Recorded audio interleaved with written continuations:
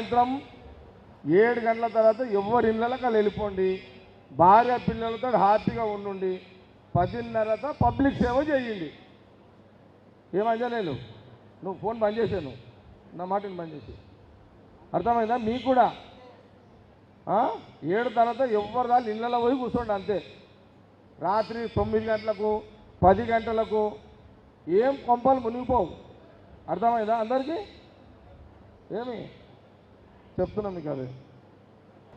అయితే వీళ్ళకి ఏం చెప్పినంటే, వినబడుతుంది అందరికీ? వీళ్ళకి ఏం చెప్పినంటే, అరే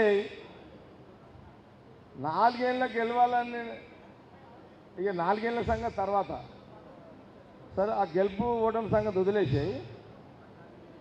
గెలవాలనుకున్న వానికి నేనే చెప్పులు వేసుకొని తిరుగుతున్నా. మొగోడు గెలవాలని నా పిల్లని చెప్పులు వేస్తలేదు. నీకెందుకు రా అని అన్న వీళ్ళకి. ఇప్పుడు నీ కాళ్ళు ఎందుకు ఖరాబ్ చేసుకుంటావురా? అర్థమైందా రా? గెలవాలనుకున్నా నేను చెప్పులు వేసుకొని తిరుగుతున్నా.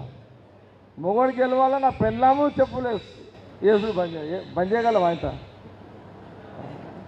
టెంప్ట్ ఆయనతో అని చెప్పి. అర్థమైందా? వద్దు, చెప్పులు వేసుకో. ఏమైనా అయిందనుకో, మరి కరిచే కుచ్చుకపోయి నీ కళారు చూడరా, నేను వస్తాను నీ దగ్గరికి. రానరా, వస్తా, దవాఖాన ఖర్చులు ఇస్తా, పోతా. ఖాళీ అయితే ఎవడు తెచ్చిస్తాడు? ఎవడేమైనా తెచ్చిస్తాడా? ఈ పాగల పనులు చేయకండి. అభిమానం ఉంటే, ప్రేమ ఉంటే మీరు బతుకుండి నన్ను బతికిపోయింది. మీరు బతికిపోయి నేను బతికేం చేస్తారా?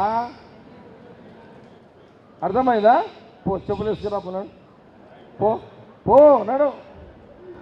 సేటు కూడా బూట్లు వేసుకొని తిరుగుతున్నాడు రా నాయన. ఆంజనేయులు కూడా చెప్పులు వేసుకొని తిరుగుతున్నాడు. రైట్.